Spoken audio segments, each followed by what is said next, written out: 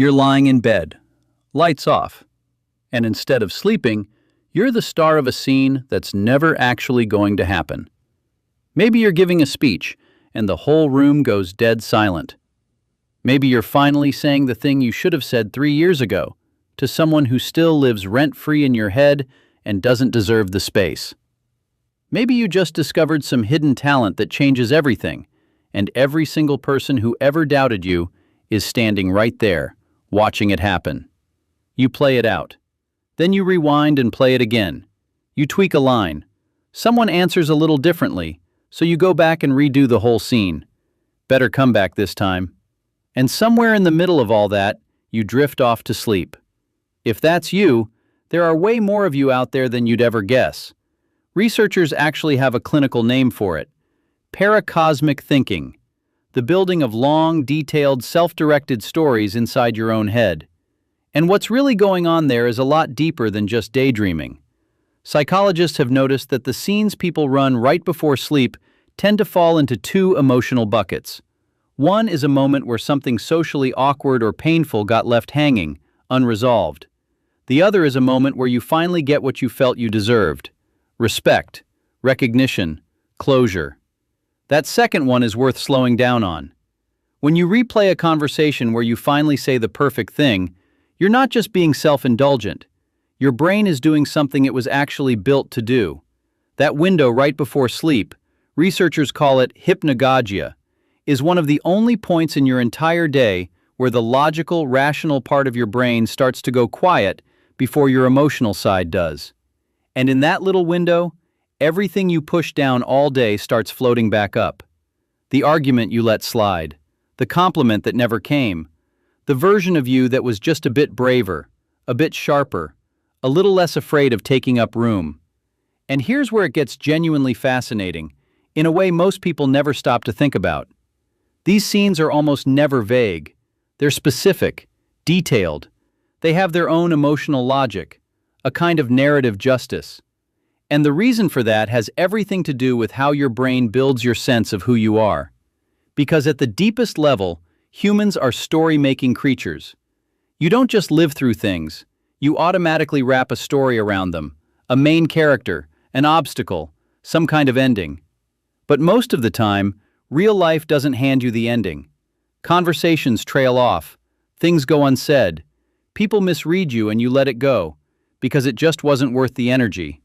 But your brain? Your brain keeps the draft open. The pre-sleep imagination is where those drafts get edited. And the editing isn't delusion. It's actually a form of identity maintenance. You're rehearsing who you want to be, reclaiming the moments where the real you didn't quite make it into the room. There's a study worth mentioning here.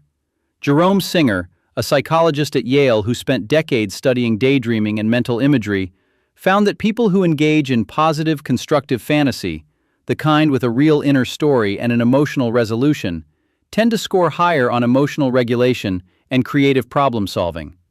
So the scenes aren't a sign that someone can't handle reality. A lot of the time, they're proof that the person has an unusually rich relationship with their own inner life. That might be the first time being the main character in your own head movie has been called emotionally sophisticated. But here we are. Okay, let's talk about the darker version of this, because not every pre-sleep scene is a triumph. Some of them are arguments you lose. Some are rehearsals for the worst case, the breakup you're dreading, the confrontation you know is coming, the moment everything falls apart and you're just trying to brace for it. And some of them are quiet and sad. Scenes of connection you're not sure you'll ever actually get to have. A conversation with someone you've lost.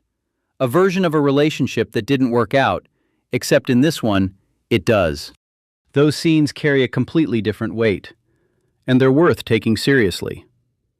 When your imagination drifts toward grief or toward longing right before sleep, that's your nervous system doing something it genuinely needs to do. Sleep researchers have found that emotional memories get consolidated heavily during REM, and that hazy period right before, it seems to work as a kind of prep phase, your mind quietly bringing up whatever it needs to process. The scene you're playing out might feel like a symptom of being stuck. Sometimes it's actually the exact mechanism by which you eventually get unstuck. There's a social layer to this too, and almost nobody talks about it. The people who do this most intensely, the ones with these sprawling inner worlds, whole detailed versions of their own life running alongside the real one, are often people who grew up somewhere their emotional reality wasn't fully seen, where what they felt didn't quite match what they were allowed to show. So the inner world became the place where that gap got filled. You couldn't say what you felt at the dinner table, but you could say it in your head, in the car, in the dark, right before you fell asleep. And over time, that interior space got very, very developed. In those cases, the imagination was never an escape from life. It was a continuation of it, just running underground. And here's the part I think gets completely overlooked: the sheer comedy of how cinematic these things are. Full production value. There's a version where you walk into a room and something just shifts, and everyone in there can feel it. Or you casually drop one piece of information that recontextualizes everything, and the person who underestimated you just has to sit there and take it in. You cast yourself. You directed yourself. You wrote yourself lines that your actual mouth would never, in a million years, deliver with that kind of timing. And honestly, the character you wrote is kind of incredible, which brings up the question sitting underneath all of it, the one most people feel but never quite let themselves ask out loud. Why can't the real version be a little more like that one? And the answer, if you actually want it, isn't flattering to the way we live now.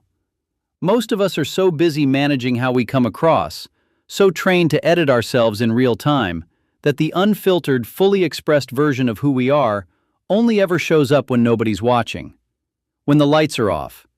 When the day is done and there's no performance left to keep up. That person in your head, the one giving the speech, having the conversation, finally being understood. They're not fictional. They're just you, without the interference. So what do you do with that?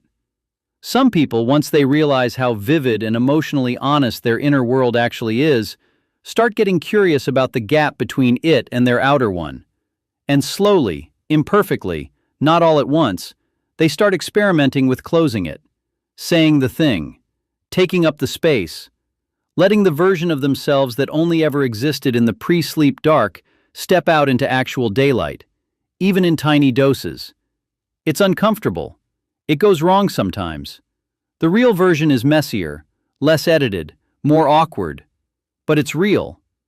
And real things compound in ways that imagined things, by definition, never can.